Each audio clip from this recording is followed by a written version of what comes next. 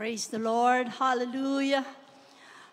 I'd like to express the highest praise, glory, and honor only to our dearest Jesus. And also I'd like to greet our beloved pastor, our honorable evangelist, Wilde Estrada Almeida, and remembering the goodness of our dearest Jesus through the teachings of our beloved assistant pastor, Lina C. Almeida.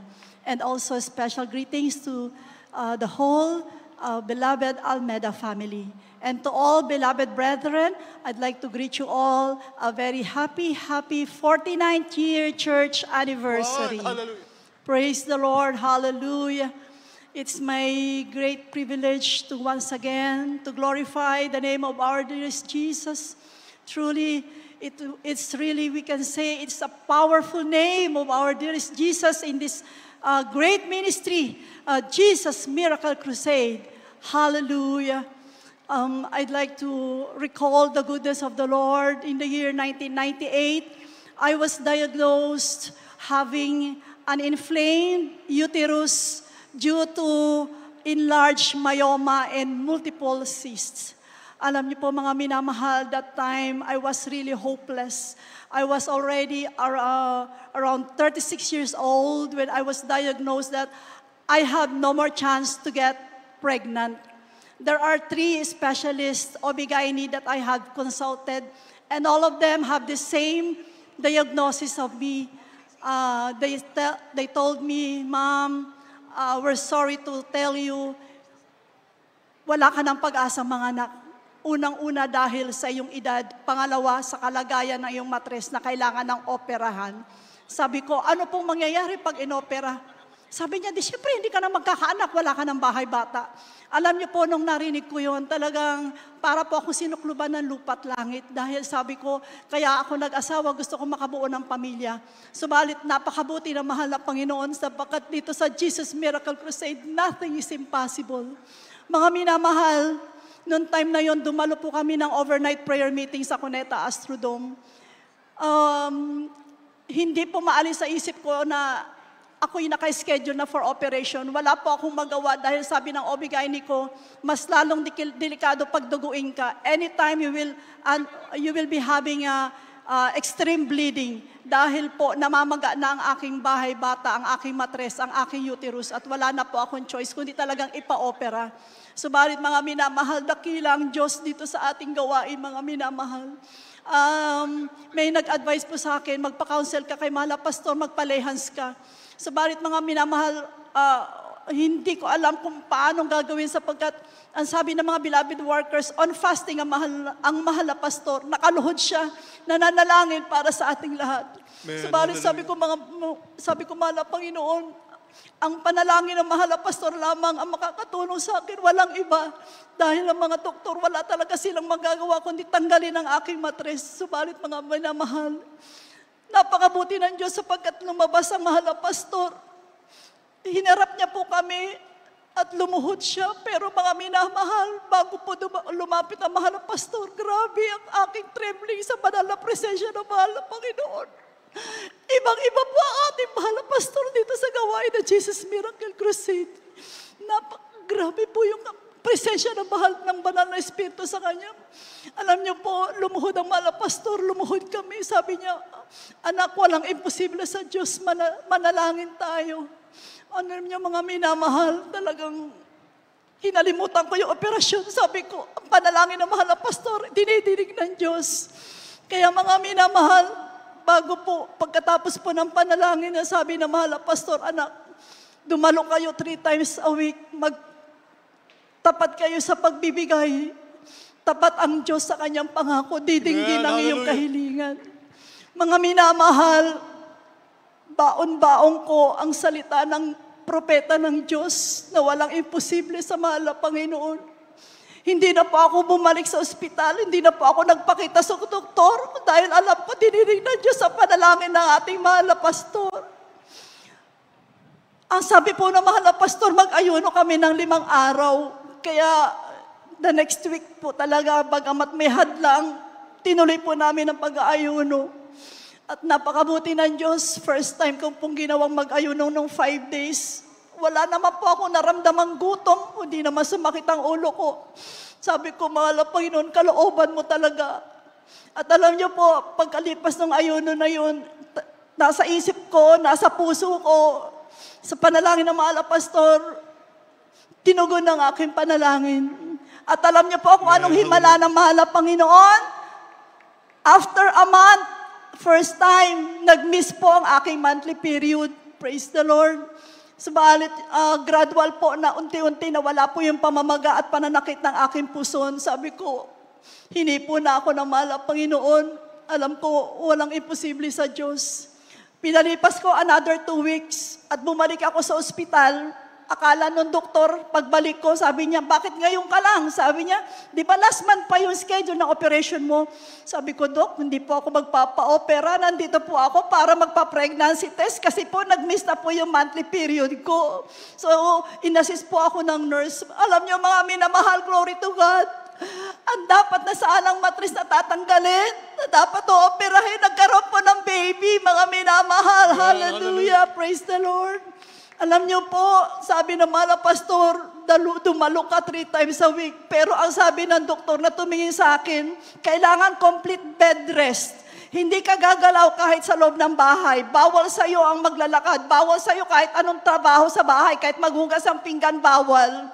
Pero alam niyo po, pinahawakan ko po ang sinabi ng mahal na pastor na walang imposible sa mahal na Panginoon. Dumadalo po ako Wednesday, Friday, Sunday. Sabi ko, sinabing bed rest, walang bed rest sa mahal na Panginoon dahil siya ang may hawak ng aking buhay. Mga minamahal, sa madaling salita, natapos po yung 9 na buwan. Although I am monitored monthly, ino-ultrasound po talaga ako monthly dahil lumalaki po ang aking tiyan. Doble po dahil po yung mga bukol na nasa aking tiyan, mabilis din pong lumaki, mas malaki pa po sa bata. Kaya akala nila kambal po yung aking dinadala. Mga minamahal, to make the story short, lumipas ang 9 months and I delivered a very healthy boy. Praise the Lord! Hallelujah! Alam niyo po, lumipat po ako ng doktor, hindi po ako nagpa-assign doon sa OB-GYN na nag-check up sa akin kasi hindi po siya maniwala na nagbuntis ako dahil para sa kanya kailangan ng tanggalin ng matres. Subalit, salamat sa mahal na Panginoon, dinala niya ako sa Jesus Miracle Crusade dahil meron siyang himala na gagawin sa aking buhay. Praise the Lord, hallelujah. At alam niyo po, ito po ang good news. Hindi ko po akalain dahil bilin po ng doktor, after 3 years, pwede ka pang magbuntis pero malabo na mangyari.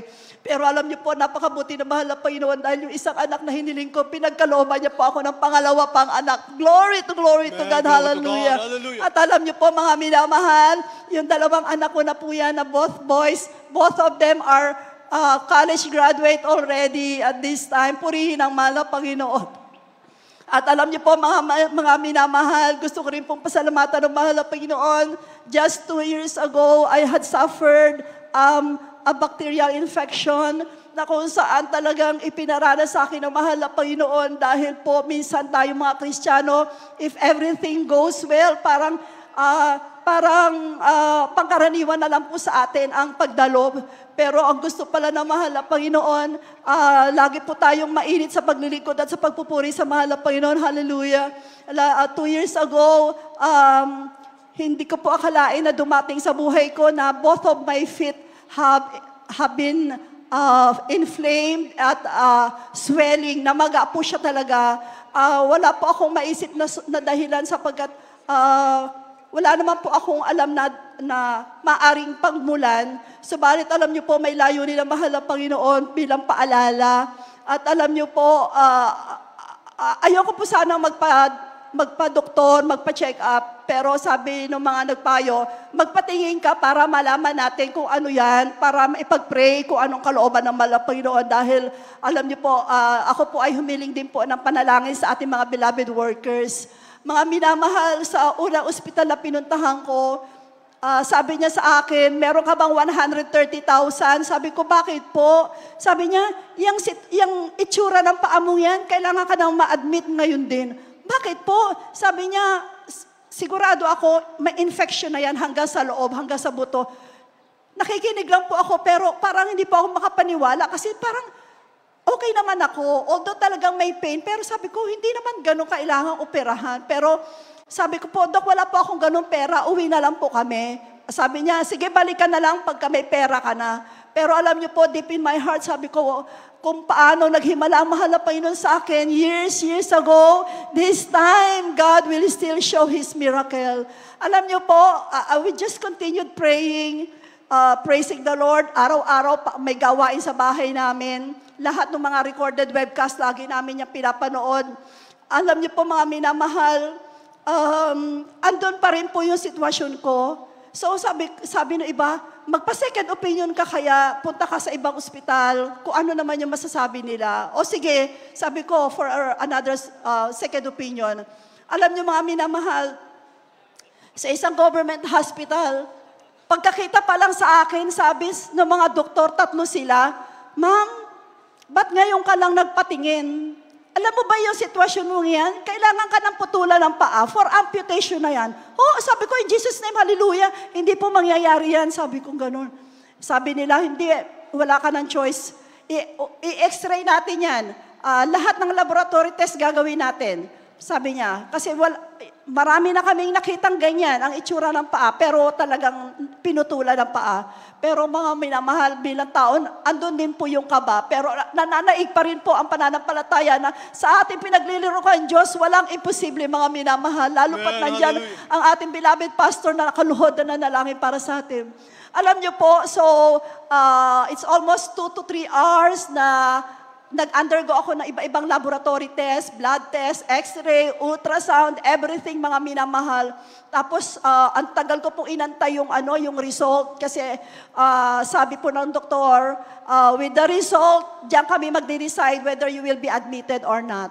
Alam niyo mga minamahal, nakatulog na po ako sa paghihintay kasi alam niyo po sa government hospital, napakatagal po talaga ng proseso. Pero mga minamahal, pinatulog ako ng mahal na Panginoon dahil gusto niya akong bigyan ng kapayapaan ng puso't isip na magtiwala sa Kanya na hindi mangyayari ang mga sinasabi ng mga doktor dahil ang kaalaman nila ay limitado, subalit ang kapangyarihan ng mahal na Panginoon ay walang hanggan. Mga minamahal, hindi ko po napansin, mahabang tulog na pala yun. Tinapik po ako ng doktor, ginising ako, agad po ako napabalik. Sabi ko, Dok, kumusta po? Ano po yung resulta ng mga laboratory test ko? Kumusta po yung result ng ultrasound, ng x-ray? Sabi niya, pwede ka na umuwi. Dok, sabi ko, what do you mean? Sabi niya, lahat negative. Sabi niya, ganun, mga minamahal, pero hinamahal ang Panginoon. Samantalang yung pagdating namin, nagkakaisa sila na I will be admitted, I will be undergoing amputation. Subalit salamat sa mga Panginoon. Talaga naman, napakabuti at napaka-powerful ng ating Diyos na pinaglilingkuran. Mga minamahal, talagang once again, talagang masasabi ko paulit-ulit, talagang pupurihin ko, dadakilain ko ang mahal na Panginoon as long as I live. Dahil ang Diyos na ating pinaglilingkuran ay buhay at makapangyarihan. Yes, purihin ang mahal na Panginoon. Napakarami ko pa pong gusto ipasalamat sa mahal na Panginoon, pero yun po yung dalawang major na gusto kong i-testify sa inyo sa kabutihan ng mahal na Panginoon. And all the praises and glory only to our dearest Jesus.